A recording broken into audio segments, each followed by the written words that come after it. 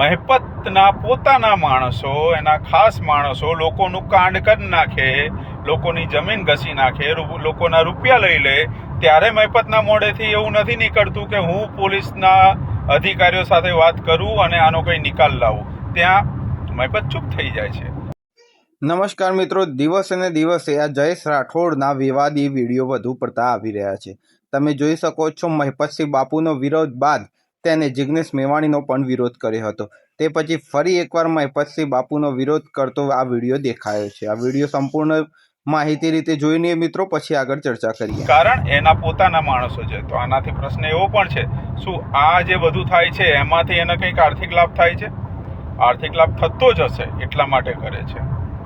આરોપ મૂકું છું કાયદેસર મહેપત તારી ઉપર કે ઇમરાન લાલો, સુધીર રાવ, સંકુલ 3 ખોલીને પછી કહીશ, સંકુલ 3 બરાબર સમજી લેજે.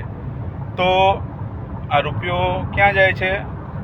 અને મને તો જે મેસેજ મળ્યા છે, તારી જે ઓફિસ છે, ઓફિસની પાછળના જે 2 રૂમ છે, એ રૂમની સુંદરતા પણ હું બહાર લાવું છું. શાંતિ રાખ, તને બહુ મજા આવશે મહેપત મારી સાથે.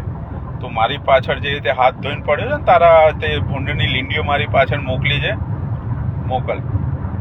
જો ગાડી બદલી નાખી, તારાથી થાય એ કર, તને છૂટ આપું છું, બરાબર? મને કંઈ વાંધો નથી. પણ દાતાઓ, આ તમને કહું છું કે આ માણસને દાન આપો છો, એની પહેલાં એના જે ખાસ માણસો છે ને, એની પણ માહિતી લો. હું તો ખોટો છું જ, હું ક્યાં કહું છું હું સાચો છું, પણ આ માણસ કેટલો સાચો છે, કેટલા સાચાનો સપોર્ટ કરે છે, એ પણ તમારે જોવું પડશે. એ નહીં જોવો તો મેળ પડવાનો નથી, કારણ કે દાન તો સારી જગ્યાએ, સાચી જગ્યાએ જવું જોઈએ ને. તો દાતાઓ, તમારે જોવાનું છે. હર હર મહાદેવ, ઓમ નમઃ શિવાય, જય શ્રી રામ. મિત્રો, થોડા સમય પહેલા તમે વિડીયો જોયો હશે તો જિગ્નેશ મેવાણીનો પણ વિડીયો આવ્યો હતો, જે જિગ્નેશ મેવાણીના વિડીયો ઉપર આ ટિપ્પણી કરતો હતો જયેશ રાઠોડ, અને મહેપતસિંહ બાપુ ઉપર પણ ટિપ્પણીઓના ઘણા બધા વિડીયો છે. ત્યારે આ ટિપ્પણી કરી રહ્યો છે આ વિડીયોના, તો તમારું શું મંતવ્ય છે મિત્રો, અને કોમેન્ટમાં જરૂરથી જણાવજો. અને આવા જ પ્રકારના વિડીયો જોવા માટે ચેનલને સબસ્ક્રાઇબ જરૂરથી કરજો.